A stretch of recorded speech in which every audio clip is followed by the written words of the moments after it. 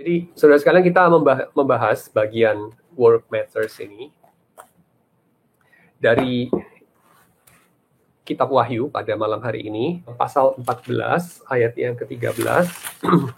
Ini saya bacakan, pasal 14 ayat yang ke-13. Dan aku mendengar suara dari surga berkata, "Tuliskanlah, berbahagialah orang-orang mati yang mati dalam Tuhan sejak sekarang ini. Sungguh, kata Roh, supaya mereka boleh beristirahat." Jadi kematian digambarkan di sini sebagai suatu istirahat. Ya, mereka beristirahat dari apa? Dari jerih lelah mereka. Karena segala perbuatan mereka menyertai mereka.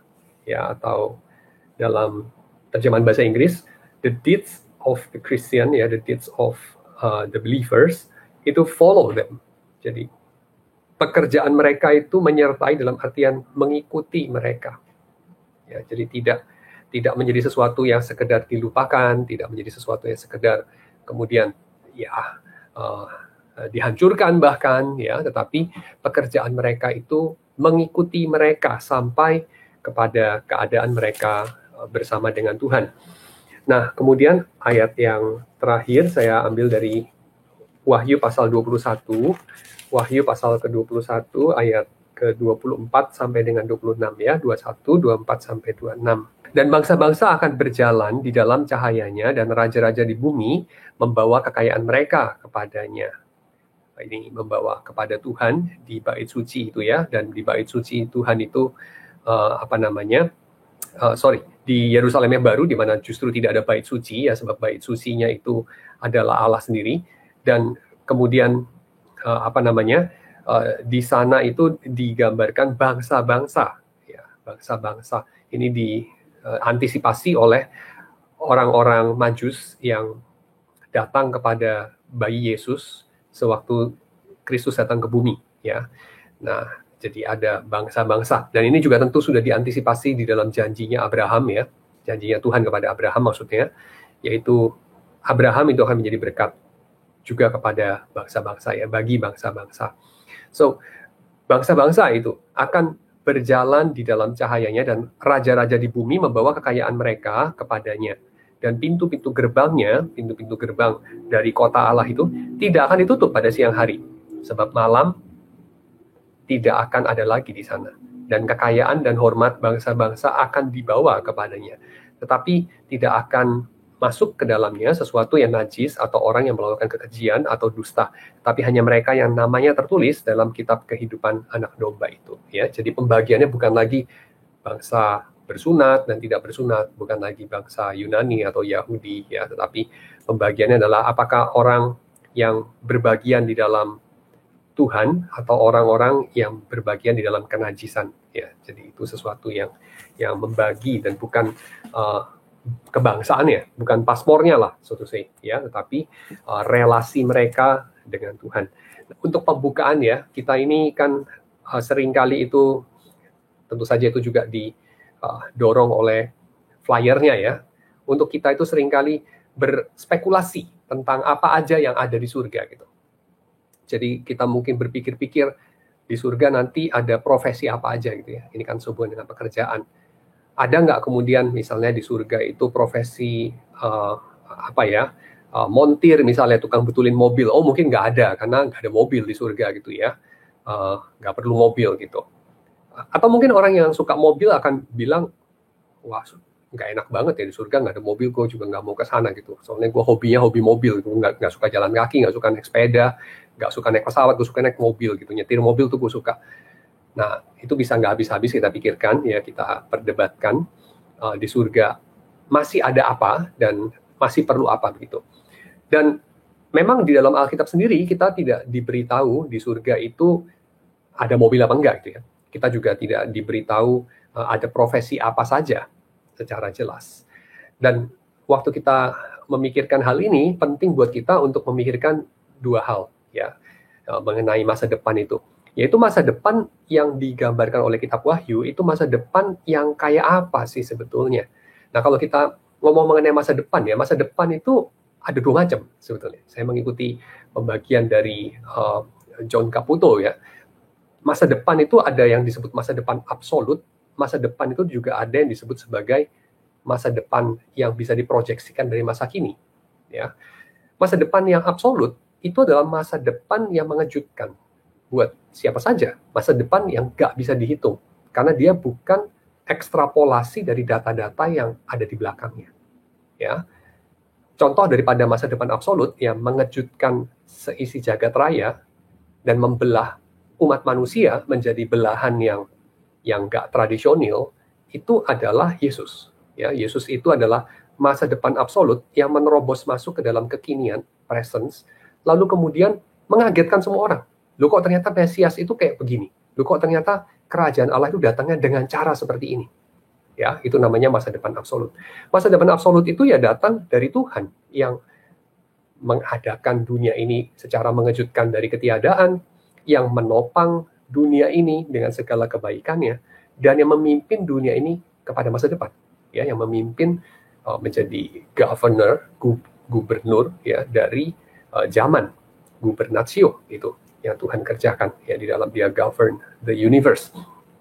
Nah, masa depan yang absolut itu selama Tuhan belum bukakan, kita nggak bisa tebak-tebak, kita nggak bisa untuk memproyeksikan. Yang kita bisa proyeksikan, kita bisa kalkulasi, kita bisa prediksi, itu namanya bukan masa depan absolut. Ya, itu bukan masa depan yang sebenarnya. Itu cuma sekedar ekstensi dari masa kini.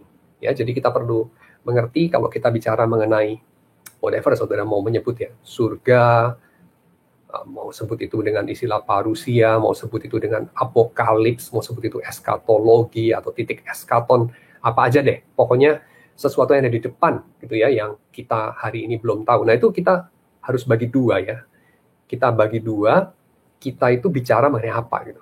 Ya, apakah kita bicara mengenai masa depan sebagai ekstensi dari masa kini, atau kita bicara mengenai masa depan yang betul-betul masa depan, ya absolut, absolute future.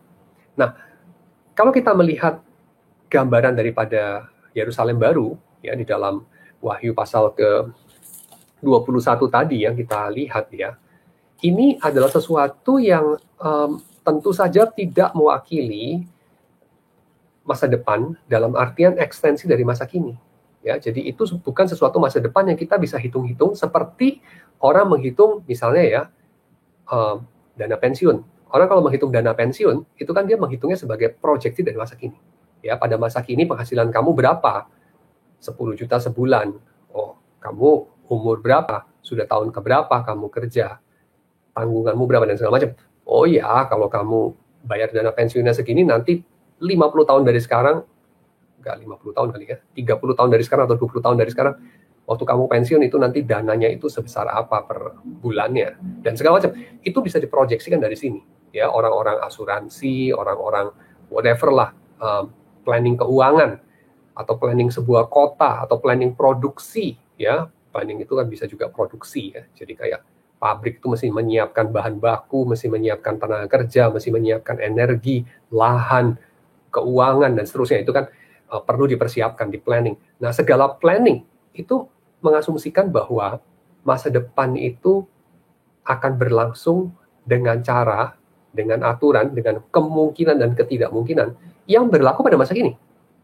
Ya, jadi kalau dunianya seperti hari ini, masih terus seperti hari ini sampai 30 tahun ke depan, nah kita bisa memproyeksikan hari ini kepada 30 tahun ke depan. Cuma 30 tahun ke depan tentu berubah, ya tentu berubah, bukan berarti sama lah dengan hari ini, cuma cara-caranya aja sama, cuma perjalanannya udah lebih jauh gitu. Jadi misalnya ya, kalau saya melatih otot biceps saya gitu, saya latih otot biceps saya itu, ya misalnya lingkarnya berapa lah gitu ya, 30 cm gitu.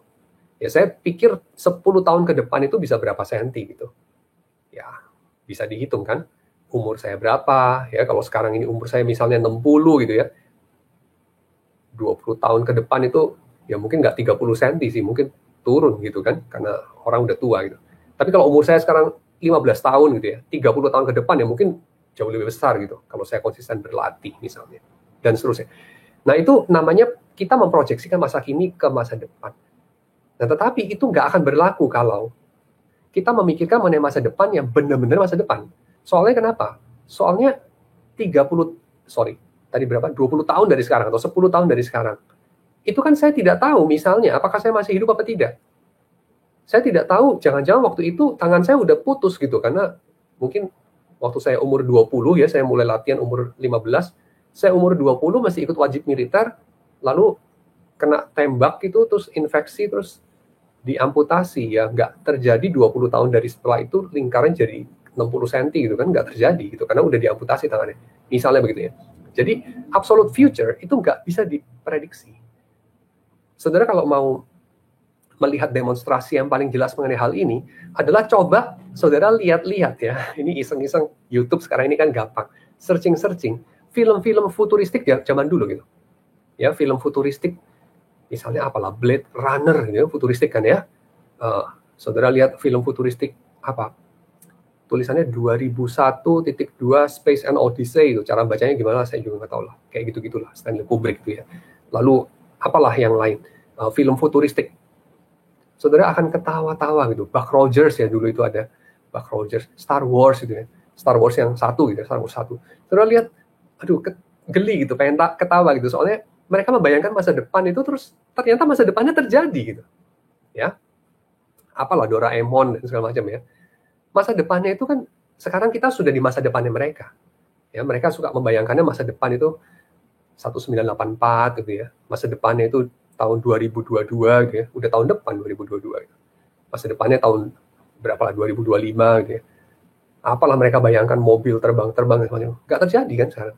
Jadi maksudnya kayak yang dulu dipikir seperti apa, terjadinya itu bisa sangat berbeda gitu ya. Jadi ini namanya absolute future. Nah, apalagi kalau kita bicara mengenai apa yang Tuhan kerjakan di dalam decisive moments ya, yang Tuhan kerjakan sebagai suatu penggenapan dari seluruh sejarah ya, yang ya tentu saja itu kita nggak bisa bayangin. So aspek future, absolute future ini mengandung surprise yang tidak bisa diprediksi. Jadi ini adalah true surprise gitu, surprise yang benar-benar surprise. Maka dari kacamata ini kita sia-sia saja ya memperdebatkan apakah di surga itu masih ada dokter apa enggak misalnya gitu ya. Di surga nanti itu ada musiknya siapa gitu. Apakah di surga itu kita dengerin Handel atau kita dengerin Led Zeppelin atau kita dengerin Mick Jagger gitu ya. Kayaknya itu rada sia-sia gitu kita perdebatkan.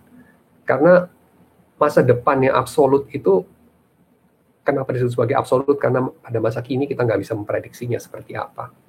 Cuman ini jangan diartikan sebagai bahwa apa yang Tuhan sudah berikan pada masa kini sebagai kebenaran itu sesuatu yang akan salah ya. Jadi itu juga sisi yang lain.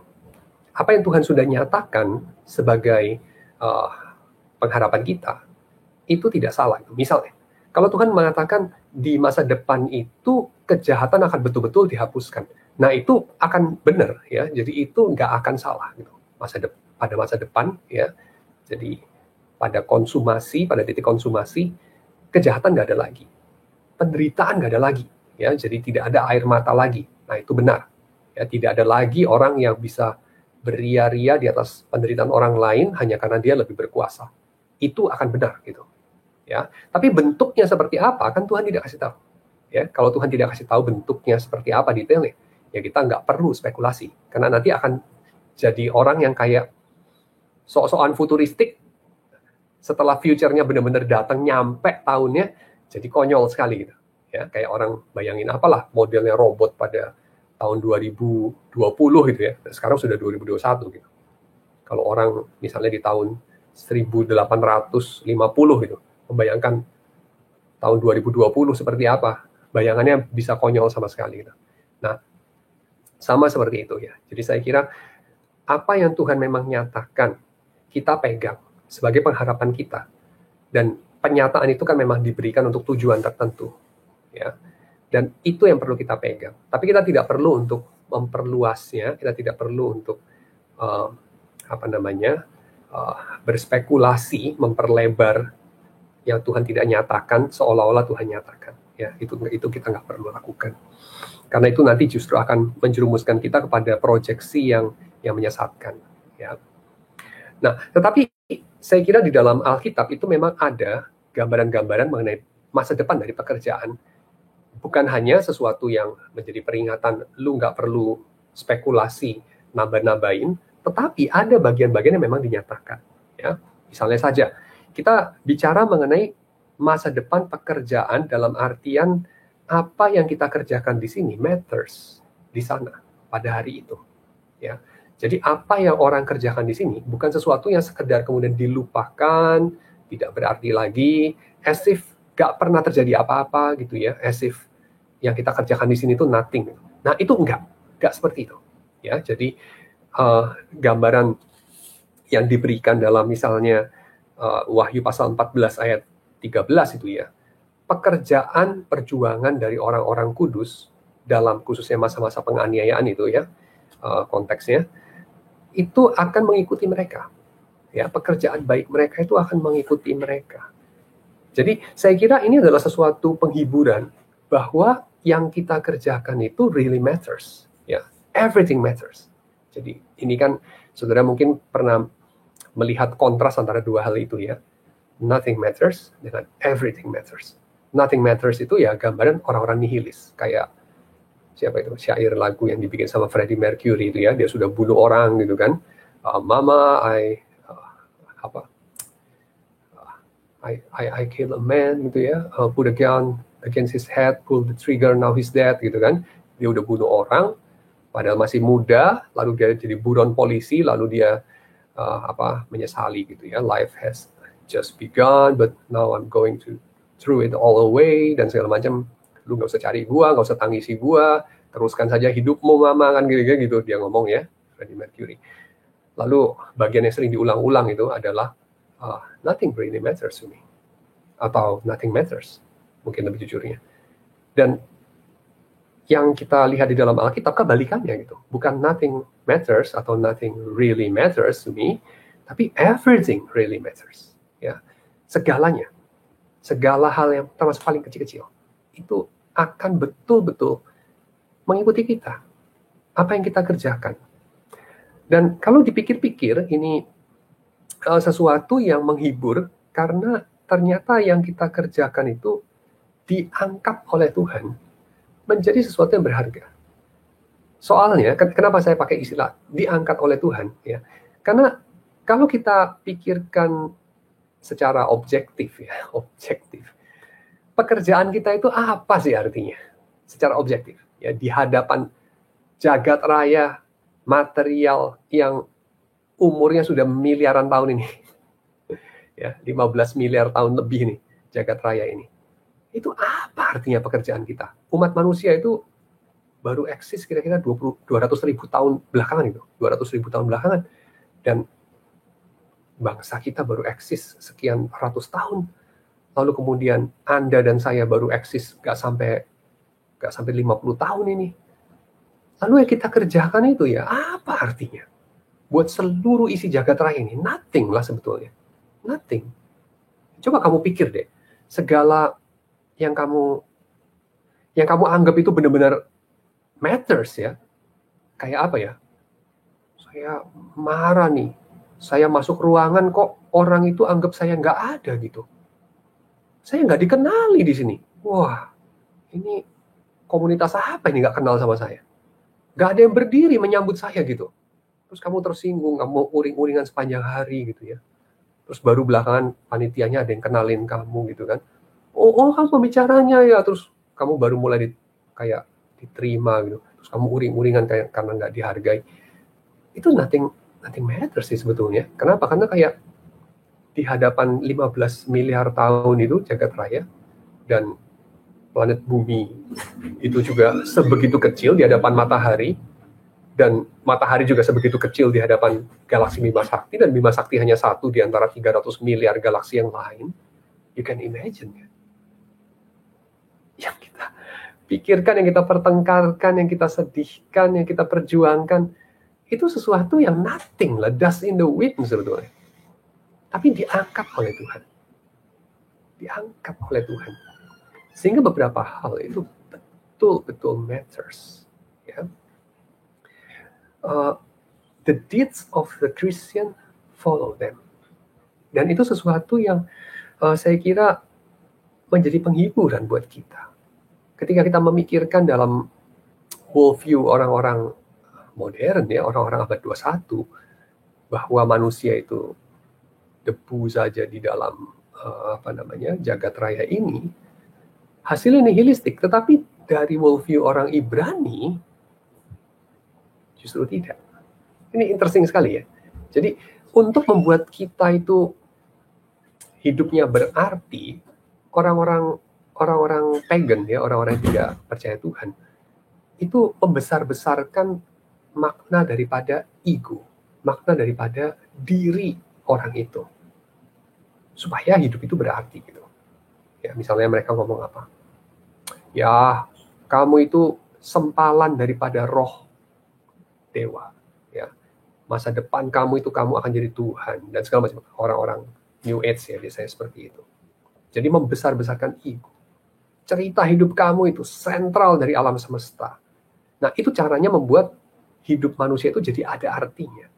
Tetapi kita tahulah, ya, seberapapun besar kita gelembungkan ego kita, tetap kenyataannya adalah yang kita kerjakan itu akan dilupakan orang.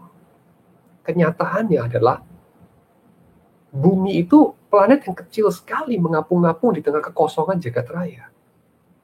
Itu kenyataannya.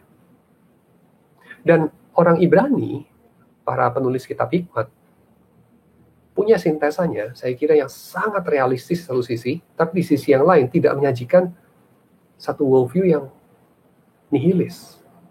Yaitu apa? Dia mengafirmasi, memang kita ini debu. Ya, kita ini debu. Kalau Anda baca kitab Pengkhotbah, ya Anda tahu itu lagu yang modern, ditulis itu sama grup musik Kansas, kalau nggak salah ya. Cocok dengan kitab Pengkhotbah, kayaknya mungkin mereka juga allude ke sana ya. Dust in the wind kita ini, debu yang diterbangkan angin. Dan apa yang kita kerjakan itu sebetulnya seperti tidak ada artinya.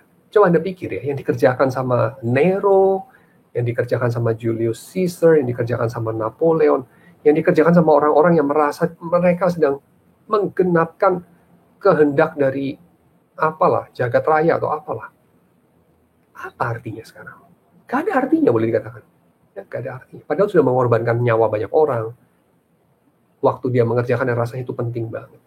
Tapi itu dalam banyak kesempatan ya, dalam banyak kasus ya, sebetulnya betul-betul gak berarti. Buat Nero membangun kota Roma yang baru itu sangat amat penting gitu. Membangun kota Roma yang baru. Dan yang gak penting itu apa? Keadilan. Yang tidak penting itu apa? Ya, nyawa orang. Itu gak penting sama sekali. Nyawa orang Kristen apalagi gak penting sama sekali ya. Tetapi membangun kota Roma yang indah, wah itu penting banget. Apa jadinya mimpinya Nero ya? Melebarkan kekaisaran Romawi gitu ya, sampai luas sekali. Mimpinya Julius Caesar misalnya. Apa artinya sekarang? Gak ada artinya ya, kekaisaran Roma sudah bubar. Dan Anda sekarang pikir mimpi-mimpi besar Anda gitu, bisa jadi itu gak ada artinya. Tetapi jawabannya juga bukan kita masih menghipnotis diri bahwa mimpi kita itu ada artinya. Tidak. Solusi daripada orang-orang Ibrani adalah memang kamu itu debu yang diterbangkan angin, tetapi Tuhan mengangkat kamu. Ya, Tuhan mengangkat kita manusia. Mazmur 8, sehingga dalam ketakjuban kita waktu kita melihat alam semesta yang luas dan kita merasa diri gak berarti ya, apakah manusia itu sehingga engkau mengindahkannya. Tapi kita mengakui bahwa Tuhan telah mengangkatnya sehingga hampir sama seperti Allah gitu. Ya, Tuhan mengangkatnya ke tempat yang tinggi. Dan ini berlaku juga mengenai pekerjaan kita. Pekerjaan kita itu nothing lah sebetulnya. Ya, coba Anda pikirlah yang Anda kerjakan itu ya. Anda merapikan pembukuan, upload itu laporan keuangan, Anda pusing dengan ini 2 digit di belakang koma, ini kok nggak klop. Tapi setelah disubmit, baik itu perfect, tidak perfect, 10-30 tahun kemudian, gak ada artinya. Siapa yang masih ingat? Waktu saya masih sekolah dulu ya, suka kadang-kadang udah selesai ujian kepikiran, aduh gue jawabnya kayak salah deh. Itu mestinya jawabnya begini, gak boleh begitu. Lalu lihat hasil nilai ujian, tuh kan bener kan? nilai jadi nggak dapat 100, dapatnya 98. Itu kurang duanya jadi hilang, glinding. Apa artinya? Nggak ada artinya sama sekali. Lu mau dapat 30, kan mau dapat 20, siapa yang masih ingat? Ya, nggak ada artinya. Cuman beberapa hal itu menjadi ada artinya kalau Tuhan memakainya. Ya, jadi saya kira itu sesuatu kenyataan yang Anda boleh bilang itu pahit. Kalau Anda mau jadi Tuhan, Anda akan bilang itu kenyataan pahit banget. Kenapa? Karena ternyata memang kamu bukan Tuhan. Ya, kamu udah mati aja orang lupa sama kamu bukan Tuhan. Ya, maka itu kenyataan yang pahit buat kamu. Tapi itu menjadi obat buat kamu. Ya, kenapa? Karena kebenaran itu selalu membebaskan, ya. Dan kebenaran kamu bukan Tuhan, dan itu akan membebaskan jika kamu menyadarinya sewaktu kamu masih hidup. Tetapi hal yang kedua, kalau kamu begitu terseret oleh kebenaran objektif yang nihilis itu, ya, yaitu apa? Kita ini hanya debu yang diterbangkan angin. Yang kita kerjakan itu nothing matters lah sebetulnya. Di hadapan jagat raya yang besar itu nothing matters lah. Lu mau ujian dapat 100 kayak, dapat 95 kayak, lu dapat 50, dapat 20, gak ada artinya sama sekali. Ya. Matahari kita satu hari akan jadi supernova. Bumi ini akan ditelan sama matahari itu. Dan itu baru sebagian kecil, fractions yang juga tidak ada artinya dalam peristiwa galaksi Bima Sakti yang diameternya 100.000 tahun cahaya itu. Gak ada artinya. Sementara galaksi Bima Sakti juga gak ada artinya dibanding seluruh jagat raya.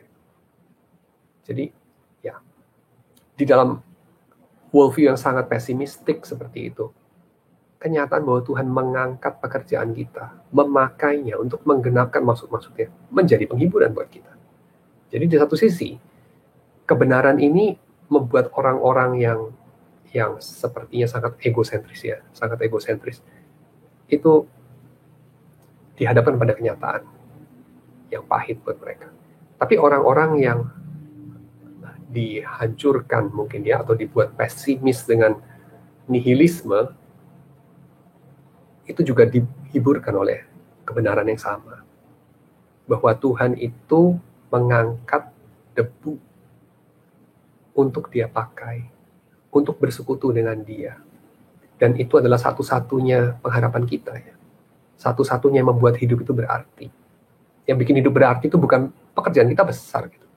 Banyak orang memakai pekerjaan itu untuk apa sih sebetulnya? Untuk menolak kematian. Dan menolak kematian dalam arti apa? Bukan dalam arti penghukuman Tuhan, karena mereka nggak peduli dengan penghukuman Tuhan. Karena mereka juga nggak peduli dengan Tuhan. Tapi menolak kematian dalam arti kefanaan hidup, yang justru dimaksudkan oleh Tuhan. Karena Tuhan memaksudkan ciptaan, khususnya manusia, menempati tubuh natural, bukan tubuh kebangkitan, ya, tubuh natural, dalam waktu yang sementara. Bahkan ketika Adam tidak berdosa pun, ya, jika Adam tidak jatuh dalam dosa sekalipun, tapi kita tidak berarti kalau berspekulasi seperti itu, karena kenyataannya Adam jatuh dalam dosa, ya. Tapi sekalipun Adam tidak jatuh dalam dosa, Adam tetap tidak akan mengenakan tubuh natural itu selamanya. Tubuh itu akan, menurut Gerardus Voss, ya, ketika kita menggali banyak bagian dari eskatologinya atau antropologi, eskatologi antropologinya Paulus, ya, kita tahu bahwa tubuh natural itu akan dilampaui, akan ditransformasi menjadi tubuh kebangkitan, ya, tubuh yang lebih mulia, tubuh kemuliaan. Jadi artinya memang tubuh yang kita tempati, eksistensi kita yang sekarang ini akan mengalami kesementaraan. Ya, itu memang dimaksudkan untuk menjadi sementara saja. Dan ketika kita menolak hal itu, kita menolak kematian, kita menolak kesementaraan, kita menolak relativitas kita menolak kesepelean kita in a way. Ya, beberapa orang itu kan sangat tidak terima kalau dia itu sepele, gitu, ya. Dia pengen at the center of the universe, tapi kenyataannya adalah Anda itu sepele. Ya, Anda itu sepele. Kalau Anda put it into perspective, ya, dari perspektif jagat raya ini, perspektif seluruh sejarah kosmik, ya setiap kita itu sepele lah, tidak ada yang tidak sepele ya. Winston Churchill juga sepele gitu. Ya, siapa saja sepele. Dan itu sesuatu yang seharusnya kita terima dengan ucapan syukur. Kita terima dengan juga menerima bahwa itu dari tangan Tuhan yang baik. Jadi kita terima itu sebagai apa ya? Sebagai bagian dari kebaikan Tuhan. Tuhan yang berbijaksana menciptakan manusia sebagai makhluk temporal, kita menerima itu. Sebagai makhluk yang bukan paling kuat, bukan paling cepat, bukan paling tinggi, bukan Sitius Altis Fortius itu ya, bukan juga yang umur paling panjang. Kita ya kalah cepat lah, lari sama anjing aja kalah cepat kita. Kita kuat-kuatan sama monyet aja kita kalah kuat loh. Panjang-panjangan umur jelas kita kalah panjang umur dibandingkan kura-kura. Ya. Mau apa lagi kita itu? Ya. Pinter-pinteran kita kalah pinter sama malaikat gitu. Sekarang pun kalah pinter sama komputer gitu ya. So, kita ini semua serba kalah gitu sebetulnya. Dan itu oke, karena Tuhan memang menciptakan itu. Ya. Jadi saya kira kalau kita merasa gak terima akan hal itu, kita tidak menerima fakta bahwa kita temporal, kita limited, saya kira ya Anda sedang mempertanyakan keputusan Tuhan. Dan pembebasannya di sini. Pembebasannya adalah ketika kita menyadari banyak perjuangan kita, banyak sakit hati kita, banyak segala kompromi kita, sebetulnya berasal dari ketidakterimaan kita itu. Kita tidak terima bahwa kita itu manusia saja. Kita tidak terima bahwa kita itu sementara. Kita tidak terima bahwa kita melemah. Kita tidak terima itu. Kita tidak terima bahwa kita bergantung. Ya, beberapa orang merohanikan itu. Dia bilang apa? Hanya memberi, tak harap kembali, gitu ya. Saya nggak usah ditolong lah, saya menolong saja, lebih bahagia menolong. Loh, dia nggak izinkan orang lain bahagia kalau begitu. Ya, karena dia selalu ingin menolong yang lebih bahagia, berarti memberi yang lebih berbahagia. Dia tidak ingin diberi, dia nggak kasih kesempatan orang lain bahagia, berarti ini egois banget. Ya, jadi saya kira itu sesuatu yang di belakang kata-kata rohani yang kayaknya saleh banget itu, di belakangnya itu ada arogansi, penolakan kepada kemakhlukan, ya, creatureliness, penolakan kepada limitation, penolakan kepada ini, mortality. Dan kalau kita lihat kitab Wahyu, kita lihat Kejadian, kita lihat Pengkhotbah, ya, kita tahu bahwa memang manusia punya kecenderungan untuk menolak mortalitas atau menolak creatureliness dia itu. Ya. Dan bagian daripada yang menyebabkan dia menolak itu adalah dosa. Kita itu nggak bisa menerima bijaksana Tuhan, kebaikan Tuhan. Kita mencurigainya. Ya. So, kemudian kita mengatakan apa? Kita mengatakan, mari kita lihat pekerjaan kita. Kita tuh bekerja untuk apa sih? Ya, kita bekerja untuk apa? Nah, tadi saya mengatakan bahwa orang seringkali menolak creatureliness dia. Orang menolak mortalitas. Nah, salah satunya orang bisa menolak mortalitas adalah lewat pekerjaan. Orang itu ketika bekerja, ya, dia itu seringkali kita bisa tanya motivasinya apa? Kenapa dia bekerja begitu ngotot? Kenapa dia bekerja kepingin besar, nggak mau kecil saja? Stres sekali kalau kerjanya hasilnya mediocre misalnya. Padahal dia sudah mengusahakan yang the best. Ini saya bukan bilang orang malas ya. Orang yang malas kemudian jadi hasil kerjanya buruk ya.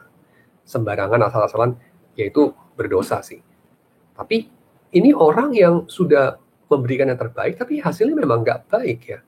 Lalu dia nggak bisa bersyukur gitu. Dia merasa marah sekali. Dia merasa terhina. Dia merasa Tuhan mengkhianati dia malah. Nah, ini sesuatu yang saya kira kita perlu tanya masing-masing ya. apa sebetulnya yang mendorong kita bekerja? Nah, kalau kita lihat karya-karya dari Ernest Becker misalnya ya, Denial of Death, kita tahu salah satu motivator orang bekerja, berjuang, berperang, dan seterusnya adalah ini, menolak kematian. Ya, orang itu bekerja begitu keras, mendirikan karya-karya monumental, itu kenapa? Karena itu tadi, kepengen punya monumen. Kenapa kepengen punya monumen? Tidak mau mati dia, menolak kelupaan, menolak untuk dilupakan. Maka dia ingin untuk mendirikan satu whatever, ya, suatu karya dalam bentuk bangunan, suatu karya dalam bentuk tindakan, ya. Hannah Arendt itu membahas mengenai kerja. Dia katakan kerja itu ada 3 jenis, kata Hannah Arendt. Satu itu labor of our body, itu ya kayak binatang aja udah, mencari suap nasi itu, labor of our body. Cuman kerja keluar keringat untuk bertahan hidup. Tapi ada kerja yang lebih lasting daripada labor of our body, ya, yaitu apa? Work of our hands. Ya, work of our hands itu kayak kerja seniman, pematung, arsitek, ya. Itu work of our hands menghasilkan suatu work yang selama work itu masih ada, dia dikenang. Nah, ini motif pekerjaan yang kedua. Jadi karya itu juga bisa juga soft ya. Tadi itu saya sebutkan itu yang hard ya, kayak arsitek itu kan batu ya, hard. Lukisan juga hard. Tapi ada juga yang lebih soft ya, puisi gitu ya, karya cerita, whatever lah, lagu gitu ya. Kan kita masih mengenang itu orang-orang kayak Shakespeare gitu ya, masih hidup Shakespeare itu kan, karena karya-karyanya. Kita mengenang orang-orang kayak Pram, udah mati juga ya, tapi karya-karyanya masih bersama kita gitu ya. Leo da Vinci dan seterusnya. So itu yang kita pikirkan untuk kita itu menolak kematian. Jadi denial of death itu bisa dikerjakan lewat, bisa dilakukan lewat kerja. Ya, khususnya lewat work of our hands, kata Hannah Arendt. Tapi ada yang lebih hebat dari itu, kata Arendt. Yaitu apa? Political action. Jadi orang jadi politisi itu juga kepengen deny kematian. Ya. Kenapa? Karena kalau dia berhasil bikin satu karya, ini konteksnya yang dibahas sama Arendt itu di Athena ya, di polis-polis Yunani atau di Romawi juga ya.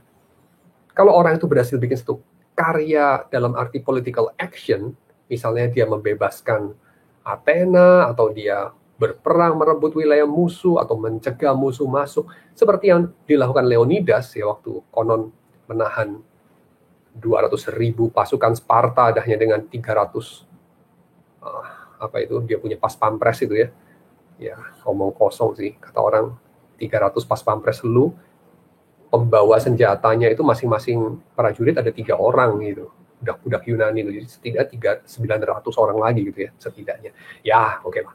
Dan 200.000 mungkin digede-gedein juga, nggak mungkin lah 200.000 ya dan segala macam.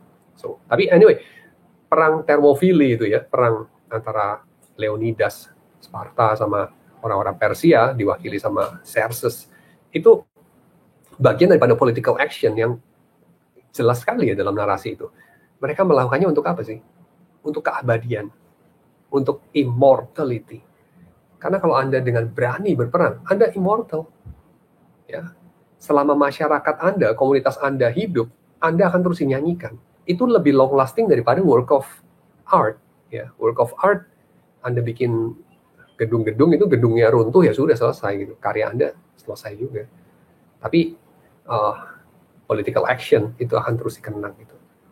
Tapi kalau kita lihat-lihat ya di belakangnya itu motif yang sia-sia. Kenapa? Karena motifnya menolak keputusan Tuhan bahwa manusia itu akan dilupakan oleh zaman. Ya. Itu coba Anda pikir deh. Saya pernah muda juga ya. Waktu saya muda itu juga kepikirnya begitu kan. Tujuan hidup itu adalah untuk tidak dilupakan. Tujuan hidup itu masuk dalam sejarah. Tapi kalau kita pikir-pikir ya, berapa orang sih masuk dalam sejarah? Kalau kita pikir-pikir, kamu kira berapa persen manusia itu berhasil mencapai tujuan hidup dengan demikian? Gak sampai 1% itu. Dan itu pun banyak pelajar sekolah yang malah jadi mengeluh ya. Semakin banyak orang masuk dalam sejarah, jadi makin ruwet pelajaran sejarah, bukan? Terus jadi makin gak bisa tidur karena banyak PR mesti ngapalin nama-nama orang dalam sejarah gitu ya. So, ya ini saya mau ngomong just apa. Kerja kita itu seringkali diwarnai oleh usaha menolak Tuhan. Dalam hal ini menolak mortalitas kita.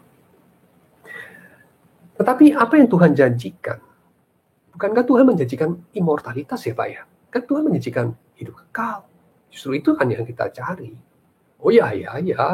Tapi dalam rupa apa itu hidup kekal itu? Apakah dalam rupa seperti mimpinya orang-orang Yunani dan Romawi? Jawabannya adalah saya kira ya dan tidak. Karena dalam hal ini saya mengikuti polanya C.S. Lewis ya, yaitu apa? Manusia itu punya satu kerinduan yang berasal dari kekosongan yang ditinggalkan oleh Tuhan ketika manusia itu menolak Tuhan. Ini saya kira bukan sepenuhnya salah ya. Ada sebagian benar juga. Walaupun sebagian yang lain tentu kita harus menyadari juga ya, bahwa kerinduan manusia itu pun distorted oleh dosa. Ya, jadi apapun kerinduan manusia itu nggak bisa dibilang sepenuhnya itu baik ya, nggak juga itu. Jadi manusia itu rindu ingin jadi apa sih? Ingin jadi Allah ya, masa itu baik kan? Nggak baik gitu. Ya, jadi ini sesuatu yang saya kira kita perlu menyadari dua sisi ini. Sisi yang satu, kerinduan itu memang berakar kepada keterciptaan. Ya, manusia itu diciptakan untuk Tuhan misalnya.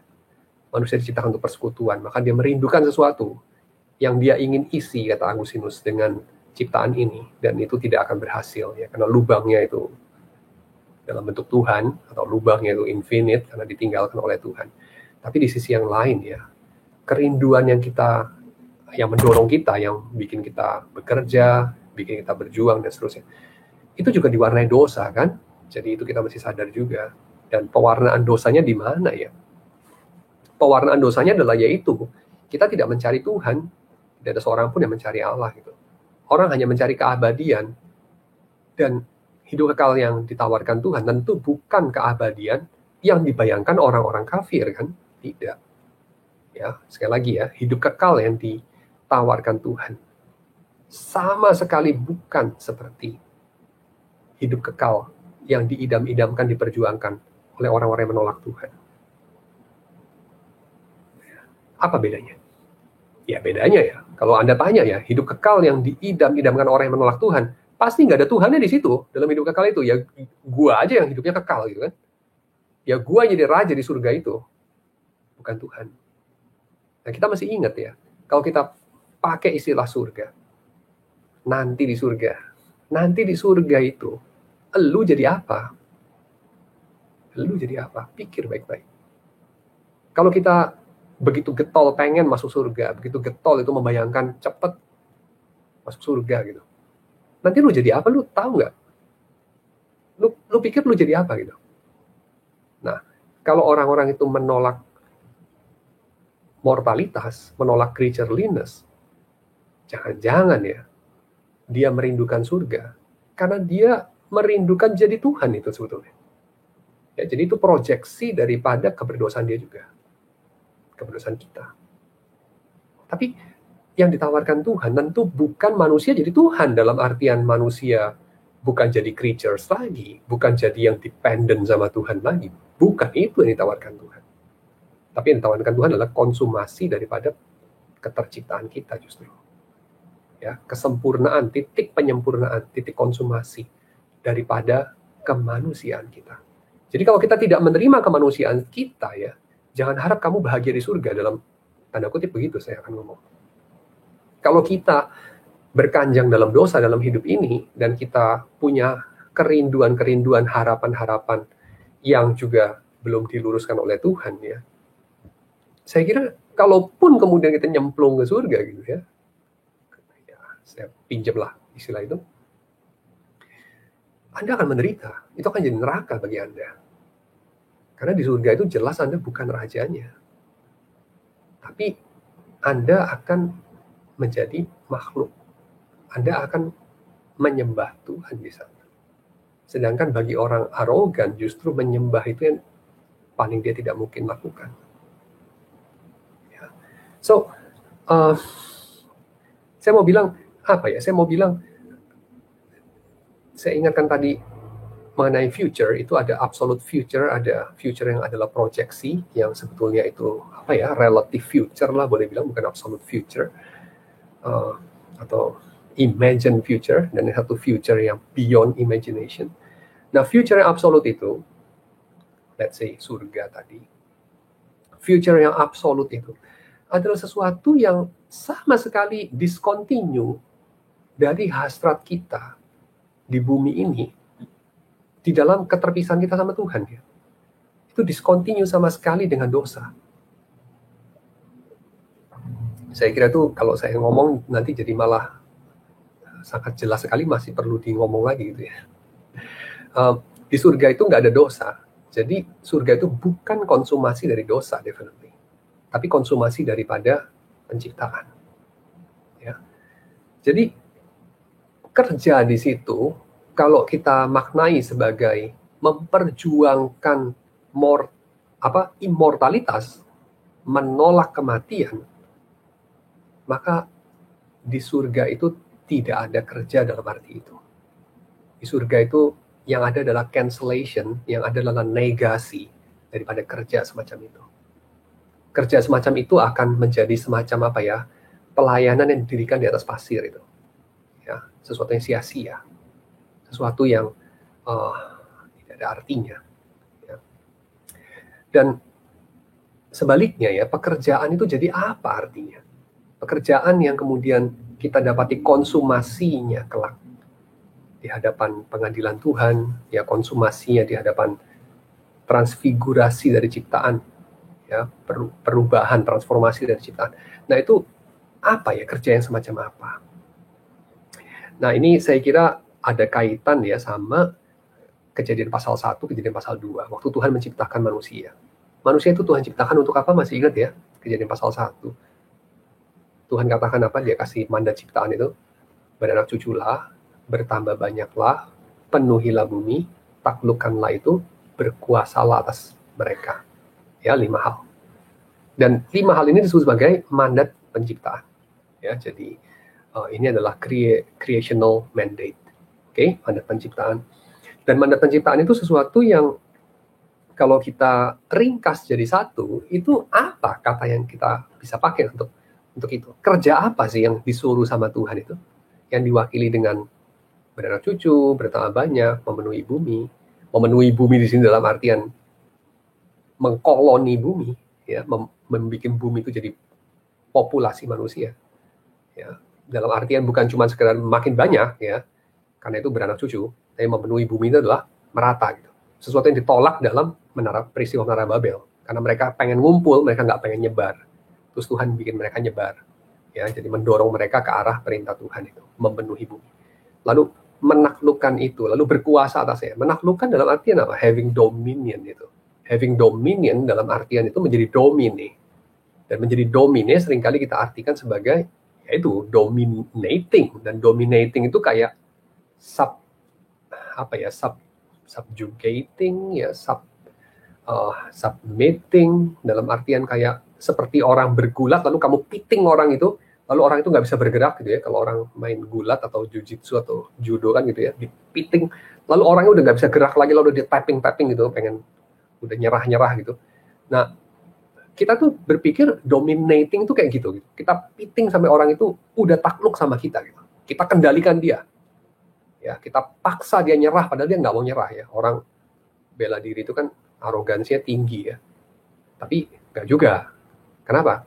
Karena dia kalah juga gitu ya. Jadi orang bela diri dua macam nih. Yang benar-benar kontes ya, benar-benar diadu sama enggak gitu ya. Kalau nggak diadu ya memang jadi nggak pernah kalah ya. Tapi kalau diadu kan memang pasti ada pernah kalah gitu. Dan dia kalau kalah itu pasti ya harus bisa belajar menerima gitu ya. Memang dia bisa kalah. Nah, oke. Jadi domination itu seringkali diartikan sebagai apa sih? Mengalahkan.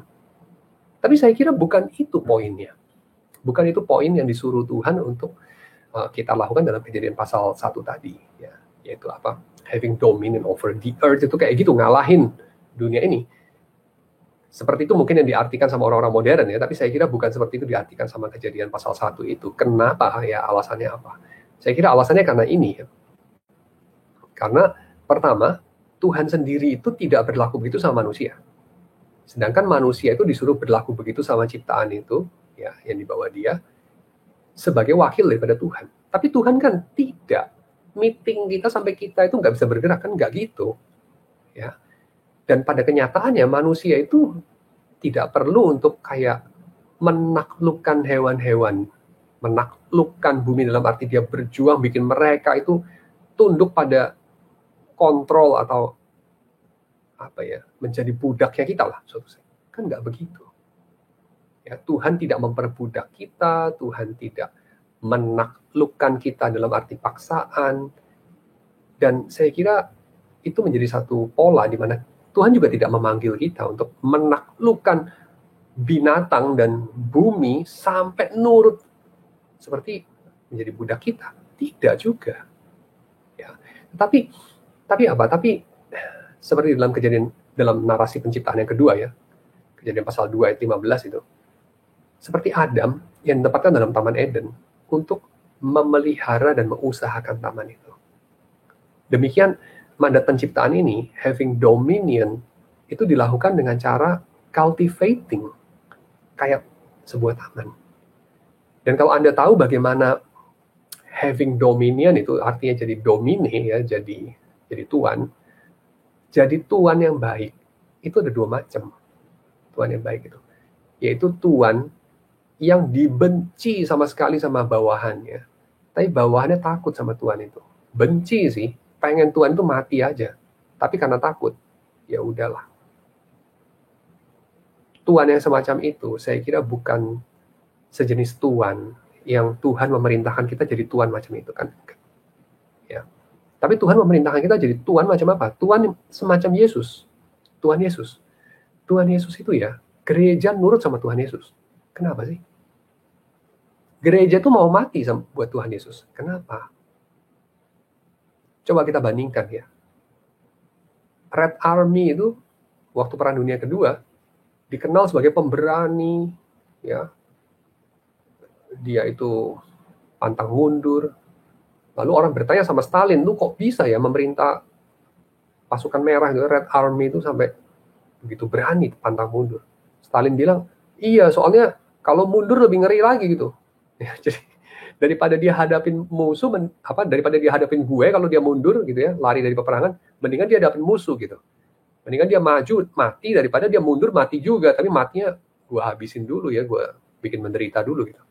Jadi saya kira itu sesuatu yang tentu saja Tuhan itu tidak memanggil kita menjadi tuan di mana bawahan kita nurut sama kita seperti bawahannya Stalin nurut sama Stalin. Gak kayak gitu. Tapi seperti murid-murid Yesus nurut sama Yesus. Nurut karena cinta ya.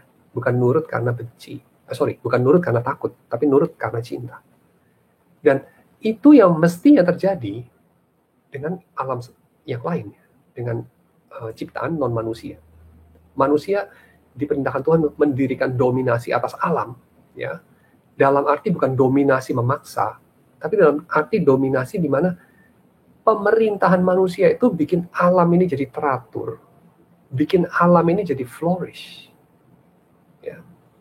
Dan sekarang apa kaitannya ini dengan pekerjaan di surga, tema kita, ya, atau keringat di surga, gitu. Ya. Nah, oke. Kita kaitkan ini dengan kejatuhan, ya. Istilah keringat di sini memang muncul di dalam Kejadian pasal 3. Kalau kita lihat Kejadian pasal 3, ketika manusia dihukum, deklarasi hukuman manusia itu adalah ini. Ayat 17, pasal 3. Karena engkau mendengarkan perkataan istrimu dan memakan dari buah pohon yang telah kuperintahkan kepadamu, jangan makan daripadanya. Maka terkutuklah tanah karena engkau. Dengan bersusah payah engkau akan mencari rezekimu dari tanah seumur hidupmu. Ya, semak duri dan rumput duri akan dihasilkannya bagimu, dan tumbuh-tumbuhan di padang akan menjadi makananmu. Dengan berpeluh engkau akan mencari makananmu sampai engkau kembali lagi menjadi tanah, karena disitulah engkau diambil. Dengan berpeluh engkau akan mencari makananmu. Nah, ini seringkali diartikan sebagai kerja adalah hukuman Tuhan, karena dikatakan di sini hukuman daripada pemberontakanmu adalah tanah menjadi terkutuk, engkau akan mencari rezekimu dari tanah seumur hidupmu dengan susah payah dan seterusnya. Tapi saya kira tidak ya. Kenapa? Karena pekerjaan untuk menaklukkan bumi itu, pekerjaan untuk having dominion itu sudah ada dari pasal 1 sebelum kejatuhan. Dan having dominion dalam arti mengusahakan taman, ya mengusahakan tumbuh-tumbuhan, itu sudah ada dalam pasal 2 ayat 15 juga. Jadi dua narasi penciptaan yang awal sebelum kejatuhan itu sudah ada bicara mengenai bekerja. Jadi bekerja itu bukan penghukuman. Penghukumannya apa? Bekerja dengan susah payah dan nggak ada hasil. Itu hukumannya. Ya. Jadi having dominion sebagai satu perjuangan yang diwarnai dengan futility. Mengusahakan tanah tapi yang keluar rumput duri. Itu kan futility. Ya. Menimbulkan rasa frustrasi. Nah, itu hukumannya. Jadi hukumannya bukan bekerja, tapi hukumannya pekerjaan menjadi kutuk. Nah, itu hukumannya. Pekerjaan menjadi peperangan. Peperangan antara manusia dengan alam. Ya. Manusia mengusahakan Taman Eden, mestinya Taman Eden itu cooperate sama manusia. Ya, dan itu menjadi satu sukacita. Manusia itu diciptakan untuk bekerja loh. Coba ya, kita kurung manusia itu di sebuah ruangan, temboknya semua abu-abu, gak ada sinyal internet, gak ada apa-apa kerja, terus dia nggak boleh ngapa-ngapain. Kalau dia olahraga gitu langsung dipecutin, nggak boleh ngapa-ngapain, suruh duduk diam-diam. Saya rasa 3 hari juga jadi gila dia, cepat mati deh orang seperti itu. Orang itu butuh kesibukan gitu. Orang itu butuh bekerja, menyelesaikan sesuatu, mencapai satu target. Ya, manusia itu makhluk yang apa ya? Saya bilang ya, teleological. Manusia itu mengejar satu telos tertentu. Manusia itu bukan apa ya? Bukan makhluk yang kayak tanaman lumut gitu. Tanaman lumut aja itu teleological. Saya kira alam semestanya semua teleological ya, menuju satu titik tertentu. Jadi manusia itu tentu saja diciptakan untuk bekerja. Ya, manusia diciptakan untuk bekerja. Tapi banyak kali pekerjaan itu memang tidak menyenangkan. Ya, tidak menyenangkan di sini bukan berarti oh ya, kamu menyembah kesenangan, hedonis, bukan. Tapi tidak menyenangkan dalam arti itu betul-betul ada pekerjaan ya yang tidak menerbitkan sukacita, tidak ada hasilnya, tidak penting juga, tetapi harus dikerjakan. Nah, itu sesuatu yang saya kira mencerminkan kesia-siaan itu tadi ya. Usaha menaklukkan alam yang membuat frustrasi. Dan itu adalah bagian daripada kutukan daripada dosa. So, pekerjaan, kalau kita bilang mengenai konsumasi pekerjaan, maka kita tidak ngomong soal tidak bekerja lagi. Ya, kita seringkali berpikir, wah yang di surga itu konsumasi pekerjaan berarti pekerjaan cease to exist. Karena kita mungkin berpikir dalam kaitan dengan yang tadi, kejatuhan. Ya, kerja itu akibat kejatuhan. Nah, konsumasi, penebusan sudah sempurna, berarti ya nggak perlu kerja lagi. Ya. Itu saya kira pikirannya salah. Kenapa? Karena pekerjaan bukan bagian dari hukuman. Pekerjaan yang frustrasi bagian dari hukuman. Maka penebusan dan juga konsumasi akan membawa kepada pekerjaan tidak lagi frustrasi, tapi bukan tidak ada pekerjaan. Karena bekerja itu part of being human. Ya. Dan tentu saja juga kita melihat dalam kitab Wahyu itu ada banyak gambaran mengenai pekerjaan yang menjadi bagian daripada masa depan. Ya. Dan yang terakhir, kita perlu mengerti istilah konsumasi itu apa. Ya, istilah konsumasi. Istilah konsumasi itu adalah ya bukan penghentian ya. Konsumasi itu bukan berarti terus berhenti gitu. Misalnya orang mengatakan konsumasi dari suatu relasi percintaan ya, relasi pacaran itu konsumasinya ya pernikahan gitu kan. Jadi kalau orang pacaran, coba kamu pernah nggak sih ketemu orang atau mungkin kamu sendiri ya pacaran itu tapi sama sekali tidak berniat untuk menikah gitu. Ya, jadi kayak pacaran udah 10 tahun, ini mau kemana juga nggak jelas, memang nggak ada tujuannya gitu ya. Nah itu saya kira kan satu relasi absurd ya, relasi absurd. Orang itu pacaran demi untuk konsumasinya ya titik teleologicalnya menikah. Ya pernikahan itu konsumasi daripada pacaran. Nah sekarang saya tanya, Yang kamu kerjakan waktu kamu pacaran, bandingkan dengan yang kamu kerjakan waktu kamu menikah. Apakah yang kamu kerjakan waktu kamu menikah itu sesuatu penghentian, ya, yang kamu kerjakan waktu kamu pacaran itu sudah stop gitu, kamu nggak kerjakan lagi? Salah kan? Tidak kan? Nggak begitu kenyataannya. Kenyataannya apa? Yang kamu kerjakan waktu pacaran itu sesuatu yang digenapi waktu kamu menikah, kan begitu. Jadi pernikahan itu konsumasi dalam artian itu, ya. Dan kalau kita bicara mengenai pekerjaan di surga sebagai konsumasi dari pekerjaan kita pada hari ini, maka saya kira ini kita bisa maknai begini, tanpa kemudian kita spekulasi kayak apa itu kerja di surga, ya. Tapi kita bisa maknai begini, pekerjaan kita di sini, pertama itu diwarnai dengan frustrasi. Nah itu tentu sudah out, ya. Dalam penebusan yang sempurna itu sudah nggak ada lagi sisa dosanya itu, jadi nggak ada frustrasinya, nggak ada air mata, nggak ada darah. Dan yang kedua, ini bukan cuma redemption, ini bukan cuma sekedar mencabut akar dari dosa, tapi mengkonsumasi segenap ciptaan. Jadi menyempurnakan bahkan penciptaan. Ya, jadi keadaan tercipta, created, itu bukan sesuatu yang sudah paling baik. Itu udah sempurna, tapi bukan paling baik. Itu adalah sesuatu yang menuju titik konsumasi. Jadi ibaratnya kalau kita bandingkan analogi tadi itu adalah penciptaan itu pacaran gitu. Penciptaan itu masa kanak-kanak. Kanak-kanak itu menuju satu masa tertentu yang lain kan. Orang yang kanak-kanak terus, Peter Pan syndrome, itu kan sudah tidak lucu lagi.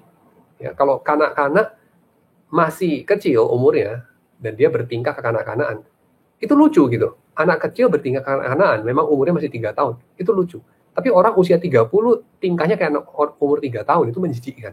Ya, itu buruk sekali. Jadi kanak-kanak itu tidak dimaksudkan untuk selalu jadi kanak-kanak. Bayi tidak dimaksudkan untuk selalu jadi bayi. Pacaran tidak dimaksudkan untuk selama-lamanya pacaran. Ya. Awal film tidak dimaksudkan untuk selama-lamanya awal film. Awal film itu dikonsumasi dalam akhir film. Nah, titik konsumasi itu titik akhir itu. Ya. Demikian kita ngomong soal awal musik, ya, dan akhir musik gitu ya. Akhir musik itu titik konsumasinya. Jadi, kalau kita bicara mengenai kerja di surga, ya, konsumasi dari kerja, ini kita tidak hanya bicara mengenai tidak ada rasa frustrasi dalam bekerja, tidak ada perasaan kosong, perasaan serakah, kompetisi yang tidak habis-habis, dan seterusnya. Bukan hanya itu, tetapi ada pendewasaan, ada penyempurnaan. Jadi kira-kira ya, nanti dalam titik konsumasi itu kamu akan, kalau nengok ke belakang itu akan jadi gimana? Kamu akan mengalami ini. Oh, ternyata untuk itu ya. Oh, ternyata untuk itu kita dulu begini-begini, begitu-begitu pada saat kita bekerja. Ya, ternyata untuk ini. Nah, pada absolute future, yang tentu saja absolute future itu kita tidak pernah tahu kayak apa sampai harinya. Ya, kita bukan tidak pernah tahu selamanya, tapi kita akan tahu. Tapi kelak, ya, bukan hari ini.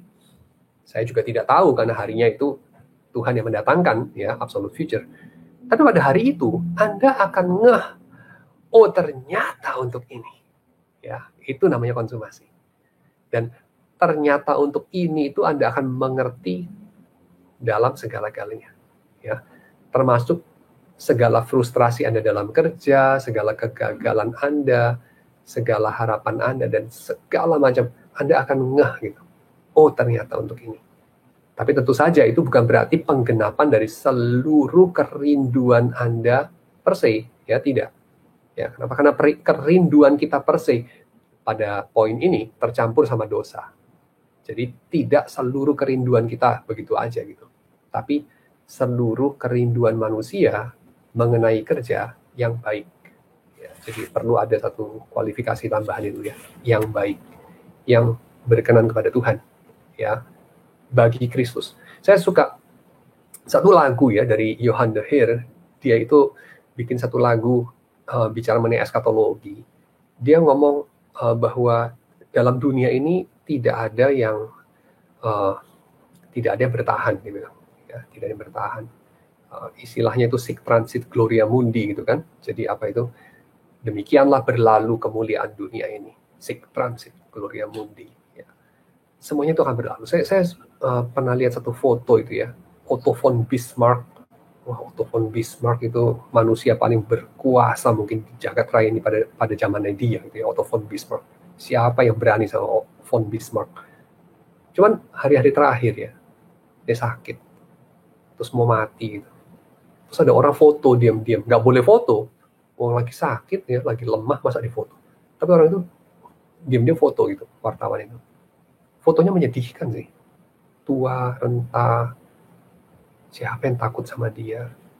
The Great von Bismarck. Ya calon bangkai aja, gitu.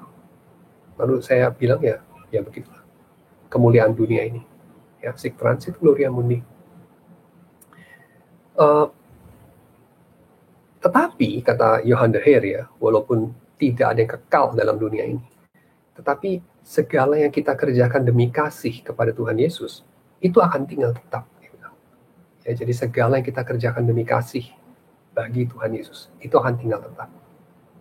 Jadi yang dikonsumasi itu bukan dosa, yang dikonsumasi bukan kesia-siaan, yang dikonsumasi itu kasih kita kepada Tuhan. Dan nah ini trikinya, ini yang saya kira penekanan dari Paul Stevens itu penting sekali ya. Dia mengatakan memang kita itu diselamatkan hanya oleh anugerah Tuhan, dan kita diselamatkan oleh iman. Tapi mengenai pekerjaan, iman dan pengharapan ya dan kasih itu jangan diartikan sebagai iman dalam arti rasa-rasa percaya kepada Tuhan dalam hati. Pengharapan juga bukan diartikan sebagai rasa-rasa mengharap-harap dalam hati. Lalu kasih juga perasaan hangat-hangat, kayak saya mengasihi gitu, saya mengasihi apalah negeri ini, terus nyanyi Indonesia Raya, saya mengasihi pasangan saya terus nyanyi lagu cinta gitu. Bukan itu loh. Ya, jadi iman, pengharapan dan kasih itu bukan sentimen dalam hati. Walaupun tentu ada aspek sentimennya. Tetapi itu adalah sesuatu yang diwujudkan. Itu sesuatu yang ada bentuk luarnya. Yakobus mengatakan apa? Tindakan, pekerjaan. Ya, pekerjaan itu bentuk luar dari iman. Ini sama sekali tidak berentangan ya dengan Roma. Paulus mengatakan orang itu diselamatkan hanya oleh iman. Ya. Tetapi iman itu tidak sendirian gitu. Ya. Memang grace alone, tapi grace itu tidak lonely, kira-kira begitu kan. Jadi kita diselamatkan hanya oleh anugerah Tuhan saja, tetapi anugerah Tuhan itu melahirkan sanctification melahirkan buah-buah perbuatan baik ya dan segala macam. Jadi Tuhan merubah kita, dan Tuhan sasaran utama bukan merubah kita saja yang nggak berhenti di situ, tapi merubah seluruh jagat raya ini. Dan seluruh jagat raya ini berubah tentu nggak oleh sentimen dalam hati. Negeri ini, Indonesia, nggak jadi lebih baik karena orang itu jadi kayak lebih cinta Indonesia, air matanya mengalir lebih deras kalau lihat bendera dinaikkan. Ya nggak begitulah. Negara ini akan gini-gini aja. Walaupun kamu itu air matanya, misalnya setelah ikut penataran P4 terus jadi air matanya 20 ml gitu ya. Waktu lihat bendera merah putih dinaikkan, sebelumnya air matanya cuma 10 ml gitu. Ini 2 kali lipat naik. Indonesia akan tetap sama aja. Tapi akan Indonesia jadi lebih baik kalau apa? Kalau cintamu itu, baik air matamu itu 10 mili atau 20 mili, tapi karyamu itu yang didorong oleh cinta itu menjadi 2 kali lipat gitu. Nah itu Indonesia jadi lebih baik gitu. Ya, keberanianmu dalam menentang korupsi misalnya, keberanianmu atau pengorbananmu dalam memperjuangkan keadilan misalnya, dan seterusnya dan seterusnya. Nah itu yang kemudian mengubah keadaan. Jadi, dan kalau saya kaitkan dengan apa yang sering diulang oleh Paul Stevens ya, dia kutip dari Agustinus, yaitu without God we cannot, but without us God will not. Nah ini artinya adalah memang tanpa Tuhan kita nggak bisa apa-apa. Tapi Tuhan berkehendak melakukannya melalui kita. Ya, Tuhan berkehendak melakukannya melalui kita. Cuman melalui kita di sini kita juga mesti ingat lagi, nggak boleh GR. Bukan berarti waktu mengatakan without us God will not, to without you God will not. Nggak tentu, karena kalau kita lihat kitab Esther ya, Tuhan mengatakan apa kepada Esther? Mordekai mengatakan apa kepada Esther? Mordekai kan bilang, kalau kamu nggak mau Esther, pertolongan akan datang juga dari pihak lain dan kamu akan dihukum, kan begitu. Jadi without you, God maybe will, saja gitu ya. Tapi without us, dalam artian without human beings, ya, without the elects, ya, kaum pilihan Tuhan yang memang Tuhan berkehendak memakai, ya, God will not. Kenapa? Karena God's will adalah itu, menggenapkan kehendaknya melalui orang-orang yang dia pilih, melalui orang-orang yang dia tetapkan untuk itu. Jadi, ya, di sini kita perlu melihat Tuhan memakai pekerjaan kita. Itu bukan sesuatu yang doesn't matter gitu, bukan. Itu all that matters, ya. Jadi itu sesuatu yang berarti banget gitu, ya. Tetapi artinya itu ada di tangan Tuhan.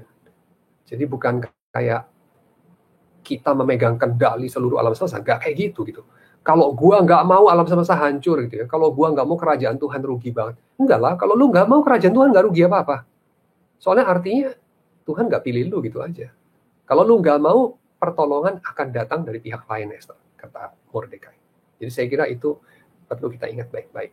Ya, without us God will not, bukan berarti without you God will not. Ya, tapi without us dalam artian tanpa orang-orang yang dia tetapkan atau dia pilihlah untuk melakukan pekerjaan itu. Ya. Dan ini kutipan dari buku Gilead ya. Gilead itu satu novel cerita mengenai seorang pastor Presbyterian karangan dari Marilyn Robinson. Ini Marilyn Robinson ini orang yang keren banget pengarang ini ya. Dia mengatakan si pastor itu waktu sudah tua mau mati itu dia bilang begini, merenungkan mengenai kekekalan. Dia bilang, all that has passed here will be the epic of the universe, the ballad they sing in the streets. Dia bilang. Jadi kelak di jalan-jalan di Yerusalem yang baru itu, apa yang sekarang ini kita kerjakan ya? Coba lu pikir deh, yang hari-hari kamu kerjakan gitu. Apalah? Merevisi artikel yang kamu submit di sebuah jurnal ya, reviewernya kok cerewet banget, kayak begini menurut kamu ya, cuman terus kamu revisi, tapi bagus juga lah masukan, terus kamu revisi. Atau whatever lah yang kamu kerjakan ya, dealing dengan orang-orang dalam organisasi kamu yang orang-orang yang menurut kamu itu tidak menyenangkan ya, dan segala macam lah, hal-hal yang kamu kerjakan hari-hari, all that has passed here. Hal-hal yang menurut kamu sepele, hal-hal yang menurut kamu itu menjengkelkan, atau hal-hal yang menurut kamu mungkin menyenangkan juga, dan seterusnya. Itu akan jadi epic. Ya, epic itu kayak apa sih? Ya, itu Bharatayuda, ya, epic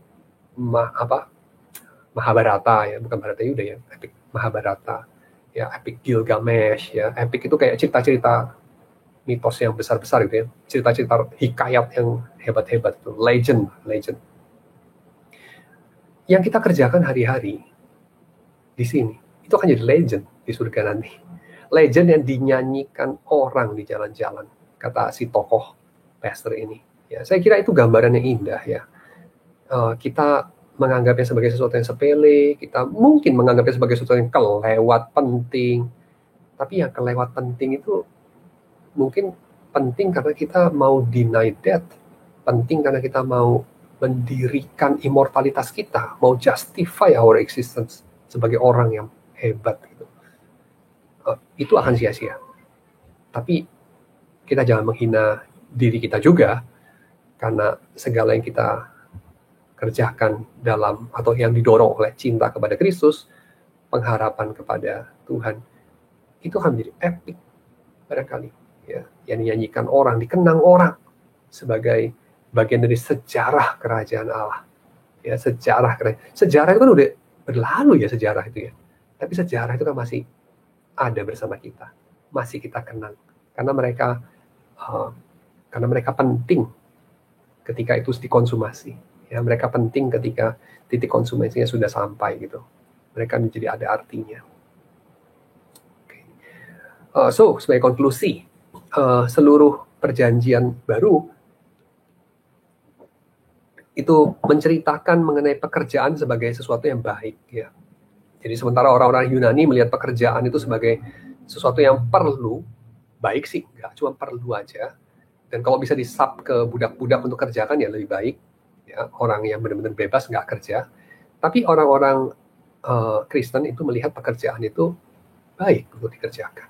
Ya, itu bagian daripada cara Tuhan memelihara, cara Tuhan memfasilitasi kita untuk mengasihi. Lalu kedua, kerajaan datang, ya, kerajaan Tuhan datang, pemerintahan Tuhan datang. Itu artinya apa? Itu artinya Tuhan memerintah alam semesta. Lewat apa sih? Nah, dari zaman Adam sampai zaman ini, Tuhan tuh memerintah bisa dua macam. Satu secara langsung, ya, Tuhan memerintah lautan, daratan, Tuhan memerintah petir dan segala macam secara langsung lewat hukum alam.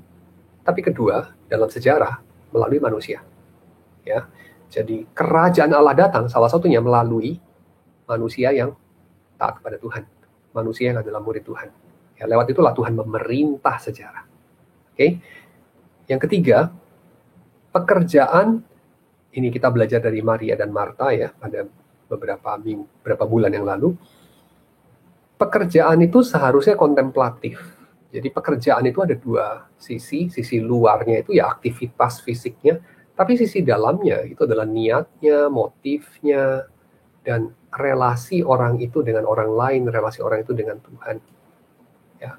Jadi orang itu bisa misalnya apa ya, dia bikin roti gitu, dia bikin roti. Kalau ditanya, lu ngapain? Oh, gue menggiling gandum. Oh, gue lagi mengaduk adonan. Tapi itu bagian luarnya, itu deskripsi fisik. Deskripsi spiritualnya apa? Lu lagi ngapain sih? Gue lagi berusaha untuk melawan kemalasan gue, melawan perasaan gak rela gue untuk menolong orang lain, tetapi kayaknya Tuhan mendorong gue untuk dengan sukacita sekarang, lebih sukacita dari 3 hari lalu lah, untuk mengaduk adonan ini kasih makan kepada orang yang gue gak suka, misalnya itu. Jadi bagian dalam dari pekerjaan menggiling adonan itu adalah mengasihi orang lain. Ya, jadi pekerjaan itu mestinya begitu, ada sisi luar dan dalamnya. Dan yang keempat, dalam dunia yang disempurnakan oleh Tuhan, dikonsumasi oleh Tuhan, kita tidak eksis sebagai disembodied souls, jiwa-jiwa tanpa tubuh, tidak. Jadi masa depan kita yang harusnya kita harapkan, kita ekspektasi, bukan eksis sebagai jiwa-jiwa tanpa tubuh. Karena Alkitab itu kasih kita masa depan sebagai tubuh kebangkitan. Ya, jadi kita akan mengenakan tubuh kebangkitan. Jadi kita jangan menunggu-nunggu nanti gua mati sebagai jiwa-jiwa bebas dari tubuh gitu. Bukan. Tapi mengenakan tubuh baru. Ya, kita ingat itu ya. Future kita itu dibangkitkan. Future kita bukan eksis sebagai disembodied souls. Yang kelima, konsumasi dari kerja ini adalah menggenapkan kejadian 1 dan kejadian 2 itu, yaitu pemerintahan Tuhan atas alam semesta melalui manusia, di mana di dalam pemerintahan itu, di dalam kerajaan itu ada shalom.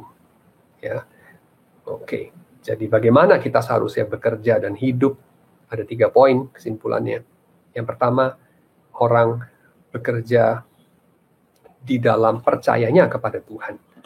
Ya, jadi orang itu bekerja sebagai bagian dari fellowship dia dengan Tuhan, walk with God. Ya, jadi kita itu seringkali mereduksi orang Kristen itu sebagai orang yang percaya gitu ya, percaya. Seolah-olah kayak kehidupan Kristen tuh kehidupan batiniah doang gitu, yaitu percaya. Lu percaya apa nggak percaya? Percaya sama apa? Sama serangkaian proposisi gitu.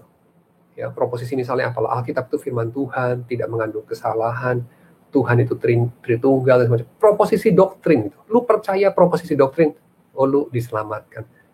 Ya, bukan berarti bahwa relasi sama Tuhan tidak mengandung proposisi doktrin ya. Cuman saya mau bilang, kita jangan sampai itu imannya berhenti pada notitia dan asensus gitu.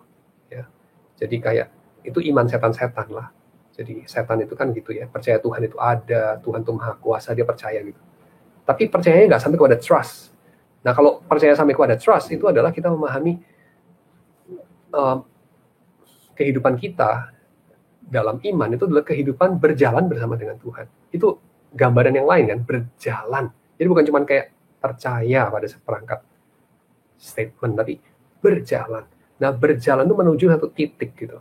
Nah berjalan bersama dengan Tuhan itu terjadi dalam pekerjaan. Ya. Yang kedua, bekerja di dalam cinta. Nah bekerja dalam cinta ini ada kaitan sama apa? Ada kaitan sama relasi sama manusia.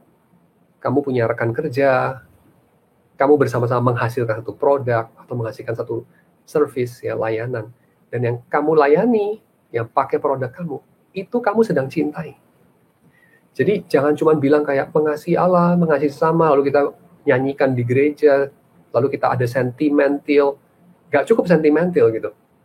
Tapi kita wujudkan dulu dalam kerja kita, melalui desain yang kita garap, melalui apalah kerajinan tangan kita, melalui tulisan kita mengasihi orang lain.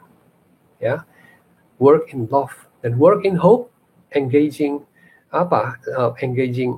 injustice, engaging frustrasi dalam dunia berdosa dan seterusnya. Ya, itu sesuatu yang kita perlu untuk work in hope. Jadi work in faith, work in love, and work in hope. Ya.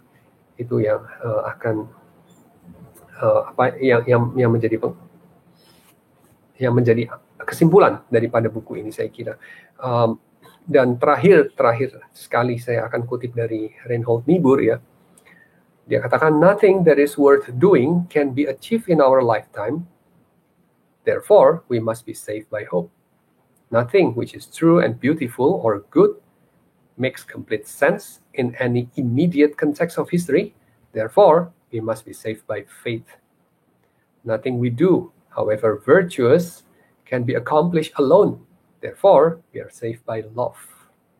No virtuous act is quite as virtuous from the standpoint of our friend or foe as it is from our standpoint. Therefore, we must be saved by the final form of love, which is forgiveness. Ya, saya kira Reinhold Niebuhr mengatakan dengan sangat baik ya. Oke, itu aja kesimpulannya. Sekarang saya jawab pertanyaan. Koyadi, lalu apa artinya pekerjaan kita di dunia nantinya? Jika kekekalan secara nyata, apa hanya diperhitungkan bagian moralnya saja? Jika everything matters, maka apa guna dan fungsi profesi kita masing-masing nantinya? Lalu apa yang Alkitab katakan tentang suasana surga? Mengapa Alkitab sangat sedikit memberi gambaran tentang surga pada itu adalah final destination kita? Ya, oke. Ya, karena Alkitab itu diberikan sebagai provisi untuk masa kini. Ya, jadi masa depan exactly adalah karena masa depan itu belum terjadi kan. Jadi masa depan itu sesuatu yang akan diungkapkan, tetapi belum diungkapkan. Ya, jadi sejarah itu sebagai pengungkapan, sejarah sebagai revelation itu kan itu. Ya, jadi Tuhan menyatakan sesuatu. Jadi yang belum itu ya berarti belum dinyatakan. Lalu yang saya bisa jawab dari pertanyaan ini ya, apa artinya pekerjaan kita di dunia? Ya, sebagai satu, itu tadi, sesuatu yang digenapkan. Jadi, kalau itu adalah penggenapannya, ini yang digenapkan. Jadi, kamu bisa bayangkan kayak apa ya? Kamu sekolah itu untuk kerja misalnya gitu ya. Kerja itu konsumasinya sekolah misalnya. Nggak terlalu tepat juga sih.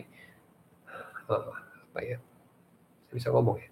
Konsumasi. Ya, kayak pacaran sama menikah gitu ya kali ya. Menikah itu konsumasi daripada pacaran gitu. Nah, jadi apa gunanya pacaran ya? Sewaktu kamu udah menikah gitu.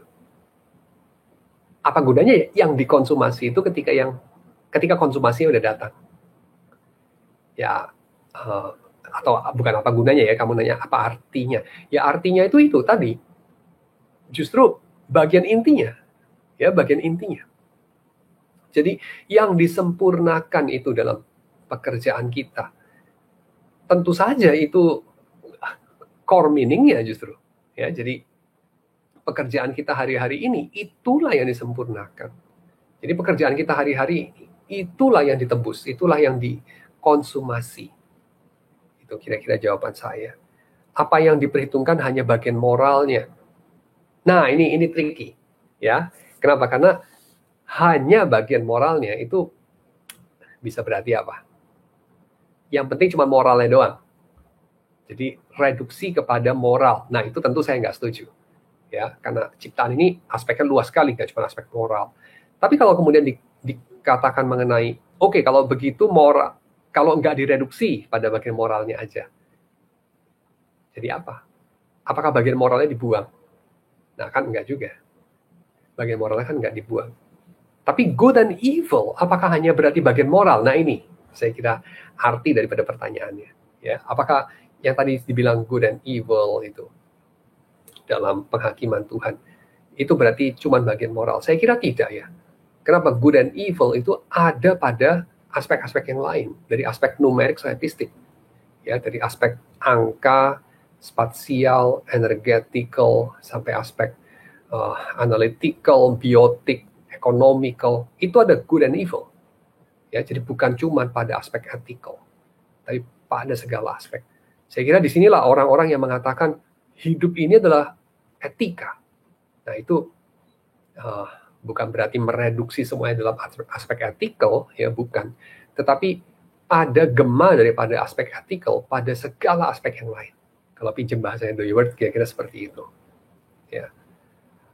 Dan ya, itu yang digenapkan di surga itu, dalam artian surga itu di sini juga tidak dijelaskan detailnya kayak apa, ya, Alkitab, ya. Cuman dia mau ngomong bahwa surga itu adalah pemerintahan yang Tuhan sudah kasih bayang-bayangnya di dalam Kejadian 1, pemerintahan Tuhan di bumi, rumah Tuhan di bumi itu digenapkan dalam Yerusalem baru. Ketika Yerusalem baru itu turun dari surga ke bumi. Ya, itu aja. Jadi bukan eskapisme, tapi transfigurasi daripada bumi. Surganya itu, ya, itu yang saya kira perlu kita tekankan. Fungsi profesi kita masing-masing nanti. Nah, ini sekarang saya tanya deh, penulis steno, zaman dulu tuh ada steno, ya, steno, tulisan shorthand itu. Sekarang sih masih ada sih. Cuman steno itu sekarang siapa yang masih pakai, ya? Orang bisa pakai mesin rekam, orang bisa pakai apa, text to speech, apa segala macam. Banyak, saya kira banyak sekali penggantinya yang sudah bisa menggantikan. Tapi memang masih ada sih pekerjaan jadi tukang steno gitu, ya, tulis steno atau ketik steno. Tapi misalnya begitu deh, ya, itu sudah banyak berkurang kan. Nah, itu jangankan di surga, ya, di bumi aja pekerjaan itu sudah nggak ada lagi gitu. Jadi kalau kita mikir mengenai di surga masih ada kerja, misalnya apa, ya, tukang emas apa enggak, masih ada kerja jadi tukang develop foto apa enggak, ya itu jangan ngomong soal di surga, di bumi aja udah nggak ada, ya, tukang cuci foto 120 gitu, ya, apa, format 120 medium format, masih ada sih hobiis gitu, ya. Tukang betulin mesin fotokopi yang sekarang udah nggak dipakai gitu, ya, ya kayaknya udah nggak ada kali, ya, di bumi aja udah nggak ada.